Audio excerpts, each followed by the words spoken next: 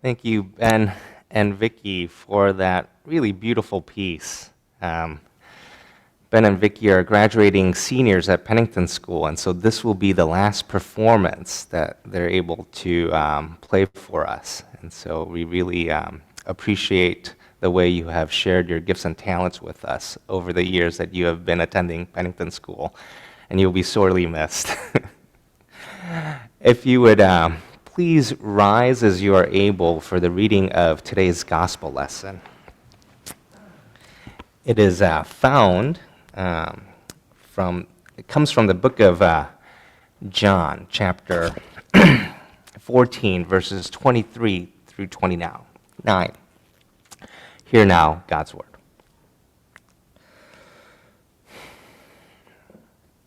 Jesus answered him, "Those who love me will keep my word, and my Father will love them, and we will come to them and make our home with them. Whoever does not love me does not keep my words. And the word that you hear is not mine, but is from the Father who sent me. I have said these things to you while I am still with you.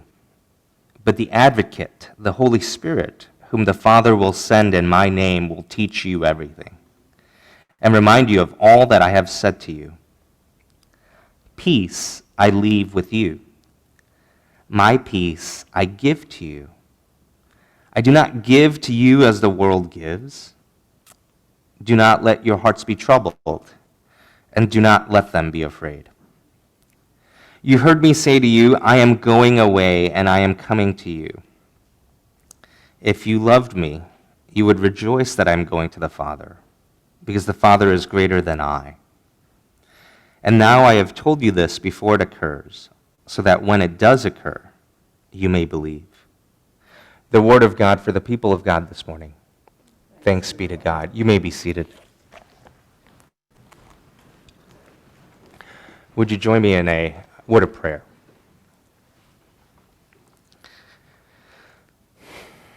Gracious God, we give you thanks. We give you thanks for the gift of peace that you offer to us. Lord, we confess to you that though it is freely given, we seldom receive your peace. Holy Spirit, would you soften our hearts so that this word may fall upon soft, fleshy hearts this morning? May your holy word come alive for us.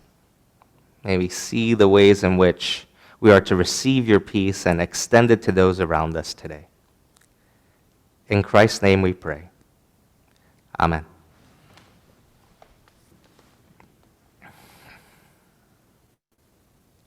So I'm going to begin today with a story that I've shared with you before, but I'm hoping that you've forgotten it by now.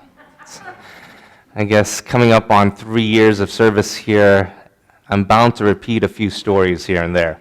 And here it goes. It's the story of a mendicant, a wandering holy man who settles upon the edge of town. And as he is settled by the edge of town, a villager comes out to greet him one day. The villager is very ecstatic and filled with joy. He says, "I had a vision about you yesterday. And in that vision, I was told that you would offer me the world's biggest diamond. Do you have this diamond for me?" The old mendicant, looking at the man, said, "Are you talking about this?" From his raggedy bag, he pulls out what is the world's largest, shiniest diamond. The villager, with pure ecstasy in his eyes, says, "Yes, let me have it." And the old man says, "Here you go. It's yours." The villager takes the diamond and runs as fast as he can back home with thoughts of how he's going to turn this into a huge sum of wealth, dreaming about the ways he can use it to satisfy his personal interests. By the end of the day, however, the man has returned to the mendicant at the edge of town. The villager says, I don't want this anymore. I actually want what you have. What allows you to give up the most precious thing that the world has to offer so freely? This is what I want to receive from you. Peace. A peace that surpasses our rational understanding. A peace that is freely given to us as a gift. Something that doesn't have to be fought for. Something that lingers with us and can be shared. A peace that isn't given as the world gives. A peace that allows us to let go of even what we and the world think is the most precious thing. This is the peace I believe Jesus is talking about. The peace that he is extending to his disciples from our gospel reading today.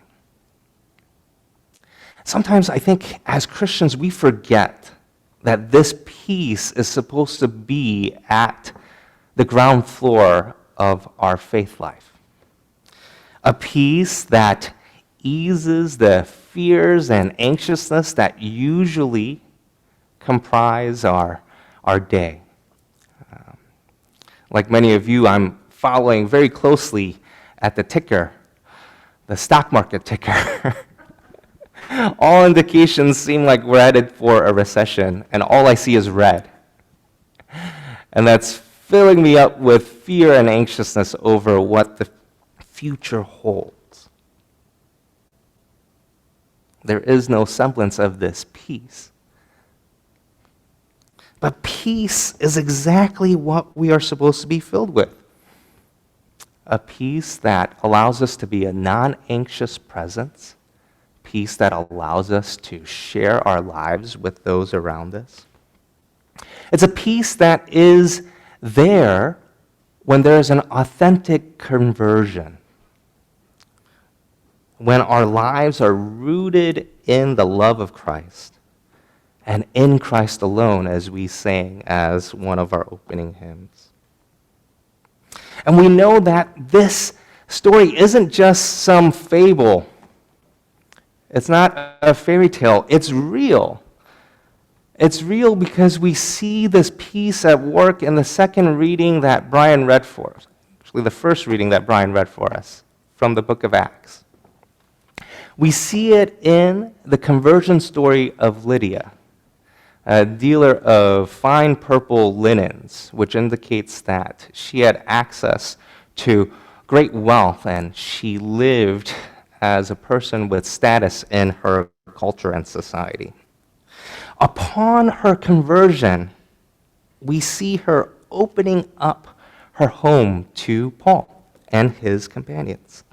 She says what I believe is mi casa su casa, right? My home is your home. She says, if you have judged my faith to be authentic, then do me the honor of staying in my home.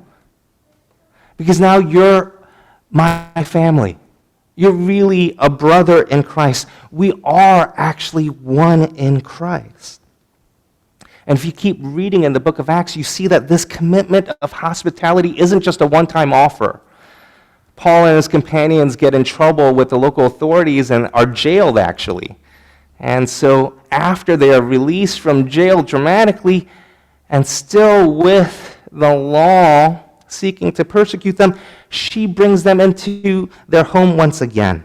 Even as they are in trouble, she seeks to invite them into her life. I wish David was here because he has that one-liner about guests being like leftover fish. After 3 days, they start to stink. But this is what we are called to do: invite people into the sanctity of our homes, share our lives with them. How can we do this? How can this peace, a peace that we receive and then share with others, which indicates a radical trust in God and God's goodness, how can this be part of our daily faith walk and practice? This is a question that I wonder. This is a question of hospitality, welcoming in those who don't look like us, who don't think like us, who don't live in the same immediate area as us. This is a question that I have and am pondering. I wonder how we can authentically reflect this peace that we're supposed to be filled with to those around us. Yesterday, I had the opportunity to serve down in Trenton for our monthly breakfast outreach. And I had the opportunity to not go. Usually I don't go early. I have a hard time waking up early in the morning. So I'm usually part of the late crowd with Greg and Danny that comes in at 9. But we thought that we would be short members to help out in the morning at 7, which is when the breakfast needs to get started to be prepped by. And so I thought, you know what? I missed last month's breakfast, so I feel like I should be there, even though I knew we had this commitment to be part of Pennington Day. And I'm glad I went because it really opened my eyes. You see, as we were preparing to make grits, it turned out that we were missing a very key ingredient, butter. As a guest who came later for breakfast told me, she said, "Are those grits made with butter?" I said, "Why?" She said, "Without butter, grits doesn't taste like it's supposed to." And so we were missing this key ingredient. And because I was an extra member for the early shift, I was given the task to go out and get this butter at 7:30 in the morning. And what I found out is at 7:30 in the morning on a Saturday in Trenton, there's not many options to go get butter. The place that I was referred to, the Family Dollar store, wasn't open till 8. The small corner shops didn't carry butter. I had to get into my car and drive 10 minutes away to the food bazaar. I was gone for so long that Ann, the coordinator, who's part of Surge, called me. She said, "Pastor, are you okay? You've been gone for half an hour." We were worried that something had happened to you. And I told her the story, that I couldn't find the butter anywhere around, that I had to get into my car and drive over a mile away. And she said, "Yeah, that's because where Turning Point is located is a food desert." A food desert, meaning an area that has limited access to affordable and nutritious food, usually present in low-income areas.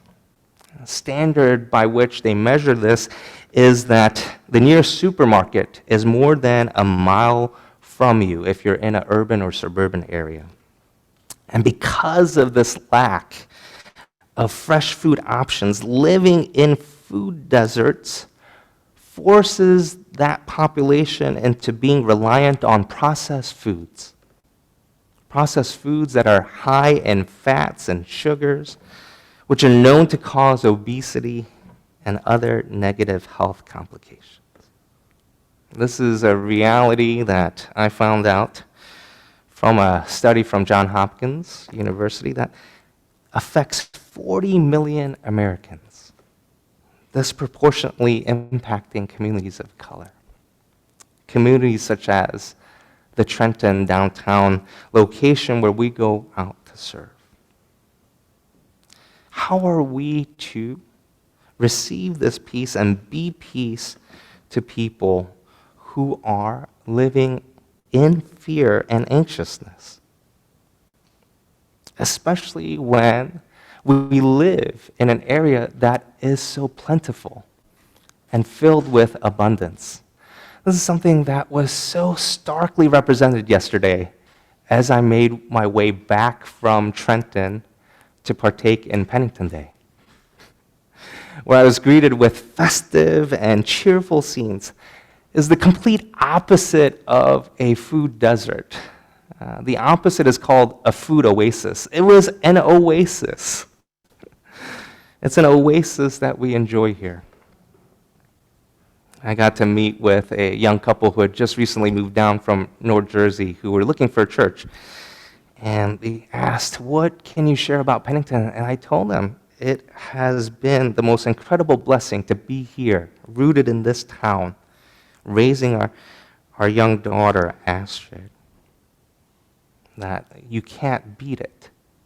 It's the perfect place to raise a young family. And it's true, this community, what we are part of, is an abundance. An abundance that we sometimes forget isn't meant to be enjoyed only for ourselves. As Brian read for us from Psalm 67, the earth has yielded its increase. God, our God, has blessed us. We have so much. These words of praise could have and should have been on anyone's lips who were walking down Main Street yesterday. God truly has blessed us with much. But as we also heard from Psalm 67, it's not meant just to be on our lips, those of us who live in the world of plenty. As the psalmist repeats twice over, the songs of praise are meant to come from all the peoples. Let the people praise you. Let all the peoples praise you, the psalmist says. And this is the question I'm dealing with today that's in my heart. A question that I hope we can all consider together. Can we receive the peace of Christ which allows us to let go of the things that we so cling on to in our lives? Those precious things that we believe will bring us security and comfort? Can we let go and share so that we might make that proclamation that's on the lips of the psalmist a reality? That what the earth has yielded, that which we enjoy so freely, might be shared. The song that Ben and Vicky played for us comes from the movie Spirited Away. A Summer's Day. The movie is about a young girl who is in a time of transition. Her parents are moving her to a new home, and she's, I guess, in a time of her life where she's experiencing changes too as a 10-year-old. As they are traveling, these are the first scenes of the movie, I'm not ruining anything, her parents stumble across an abandoned amusement park where they find a stall filled with leftover food.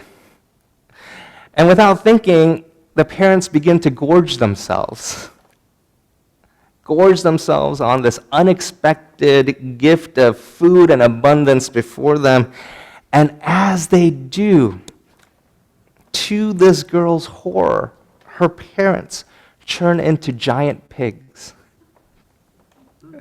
The rest of the movie involves the girl trying to free her parents without losing the memory of who she is in the process. Because in that movie and in that enchanted world, if she forgets her name, if she forgets her true identity, she will be trapped forever And our parents will be pigs for the rest of their lives too, and they won't ever be able to return.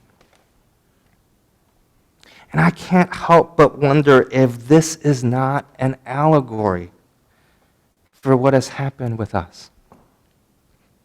We who are supposed to be the mature Christians,